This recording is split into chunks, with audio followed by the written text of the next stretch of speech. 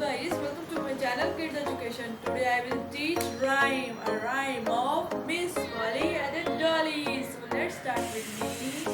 Miss Polly had a dolly who was sick, sick, sick, sick, sick, sick, sick, sick, sick. Miss Polly had a dolly who was sick, sick, sick, sick, sick, sick, sick, sick, sick. So she phoned for the doctor to come quick, quick, quick, quick, quick, quick.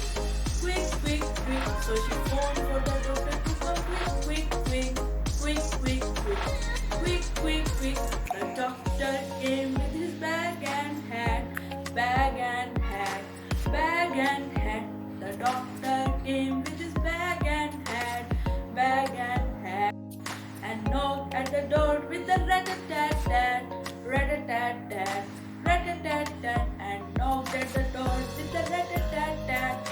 Rat-a-tat-tat, rat-a-tat-tat. He looked at the dolly and shook his head, shook his head, shook his head. He looked at the dolly and shook his head, shook his head, and said, Miss Polly, put her straight to bed, straight